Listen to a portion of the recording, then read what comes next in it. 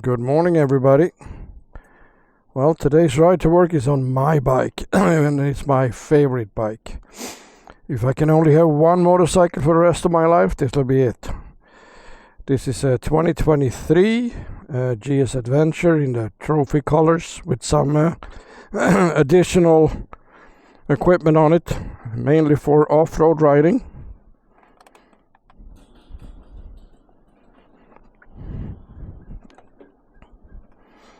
Maybe help if I got the keys with me.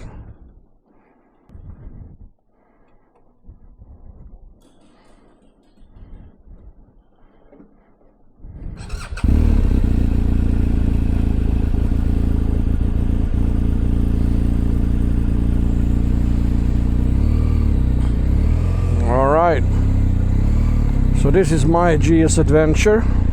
The bike is set up mainly for off-road riding, and when I say off-road in Michigan, that's a single track. It's trails, it's ADV, 2 tracks. It is snowmobile trails. We got over 2,000 miles of trails in Michigan that you can legally run on as long as you have the ORV stickers. And subsequently, gravel roads are fun to ride, but they are not off-road. The gravel roads are by default roads. So the setup on my bike, well, let's start from the top. You can see the rear view mirrors are not stock, so this actually folds in. It's really helpful when you ride on trails where you have tree branches coming in from left and right. If a tree branch hit your rear view mirror, it normally loosens them up. They spin them back, and of course it's threads, so both sides will loosen up in that case, and that's just annoying. So I have the Touratech mirrors, then I'm folding them in. I got a lower windshield just in case I actually depart the bike that way. There's less chance of taking out the windshield. I got 2 GPS units. I got the BMW nav6, which is questionable, on top, and I have a Garmin XT to the left. I like this especially when I ride off-road or on trails. Then I can have the zoomed out version of the map on the Garmin nav6, and I can zoom in on the XT to make sure I see the trail I'm going on. I can also easily angle this one so I can see this when I'm standing up. This is just a charger and holder for my iPhone, which I seldom have up there. 3 screens is enough. 4 looks a little silly, but it's a wireless charger and has a vibration damper on it too, and works really well. So far I haven't destroyed any cameras. On my bike as well, I have an upgraded skid plate. The BMW skid plate that comes with is made of aluminum. It's mounted under the engine. It's okay for gravel roads and some rocks, coming up from the front tire, hitting the bottom of the engine. But if you're gonna ride off-road with big rocks, like if you take ride a BDR in Colorado and go down in the Ure area, it is huge rocks that you might actually hit with your skid plates. Or if you ride in the forest and go over a log and manage to lay your skid plate on a log while you go over the log. This plate is frame mounted in the back. It's made by Black Dog, and that's a skid plate I run on all my bikes. It's big, it's heavy, but it does its job. I also have protection over the cylinder heads. You probably can see these little pieces of stainless steel that's made by Touratech. And by the way, I paid for all these things, so none of this is giving to me. This is stuff I put on all my bikes because I like it. And the stainless steel is shaped at the cylinder heads, and it prevents rocks from puncturing the valve covers if I drop the bike in a rocky terrain, and they do puncture real easy. So I think if you're gonna take your bike actually off-road, again not on gravel roads, you gotta have a good skid plate, you gotta have protection for your cylinder heads. There's more some other stuff on this bike too for off-road riding, but those are minor compared to the protection for the cylinder heads and the bottom of the engine. I got the opportunity the last 10 years to own, I think this is my 5th GS, so I own the GS, the standard GS, and then I switched to GS Adventure, and this is the 4th GS Adventure I own. So like I said before, if I can only have one bike, this will be the bike. It does everything well. And of course I'm biased. I work for a BMW store at the moment, and I've ridden BMWs for the last 10 years. I got the opportunity the last 10 years to take a lot of training, off-road training. I started out with Rawhide 11 years ago in California. I've been back there many times, taken all their training several times, and some of their tours. They do an excellent job in the US. I've taken training in Europe with Touratech several times, in Portugal and in Sweden. I've taken training with Ride Nordic, and I've run tours with them in Sweden, Portugal, Iceland, which was all on GS Adventures, so great bike for that. So I got extensive training to ride this bike in real off-road environments, and fixing what's broken if something breaks. And I have to say, it's a really capable bike. I prefer off-road riding. There's nobody behind me in a large SUV looking at their cell phone that I have to look out for in my rear view mirror.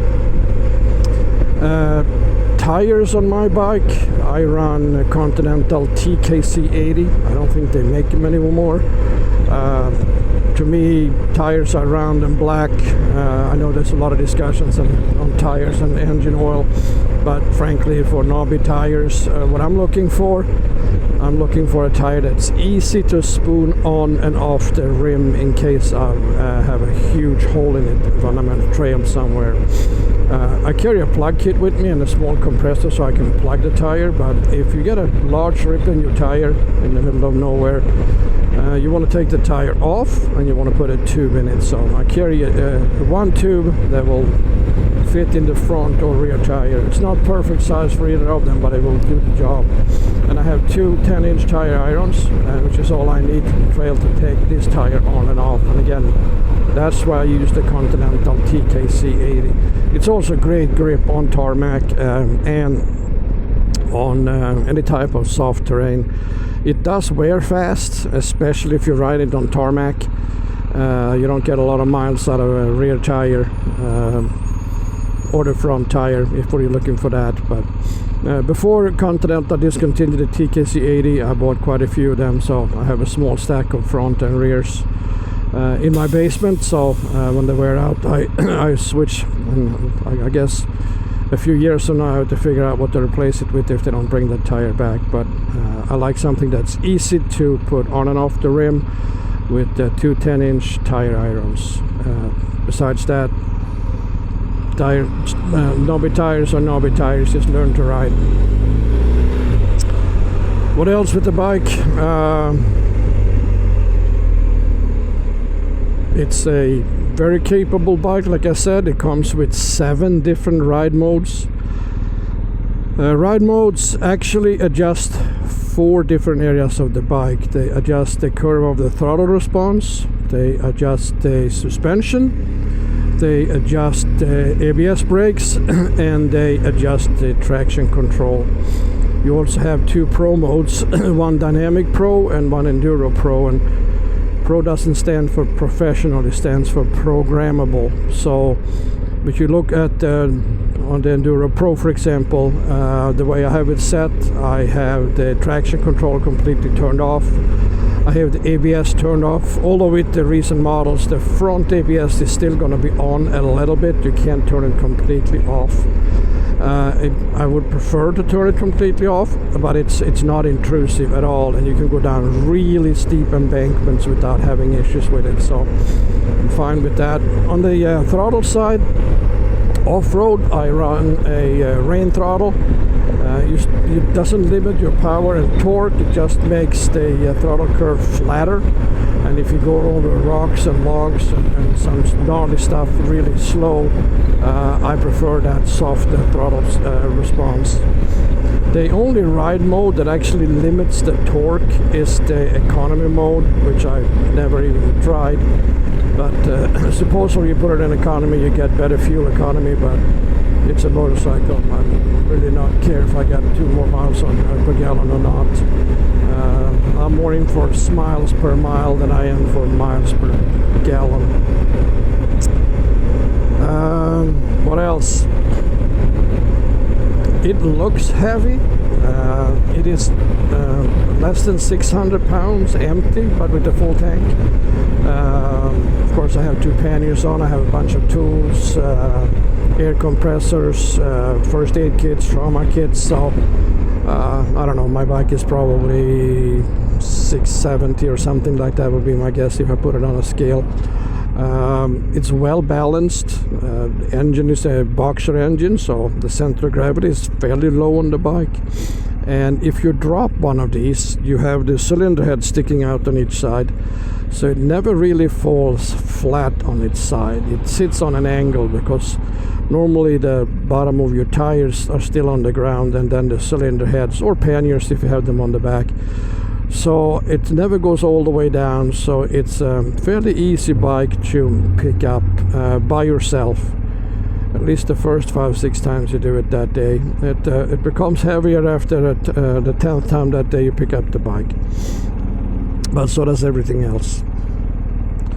I only have 2,800 miles on this bike. I got it about a year and a half ago. For some reason the miles I put on bikes are normally bikes owned by BMW or a BMW school. Like I mentioned, I've done tours over at Iceland and Portugal and in Sweden and on the west coast in the US as well. But it's all been on bikes that either owned by Touratech, Ride Nordic or BMW Rawhide. So I put a lot of off-road miles on a GS Adventure the last few years, but not on mine. Gonna try to do some movies here before snow comes in Michigan on some of the trails we have in Michigan. A lot of sand in Michigan if you go up north, but there's also a lot of really great trails. So I'm gonna try to do some videos of some trail riding here in the next month or so and post. And with that, I arrived at work. Have a great day, everybody.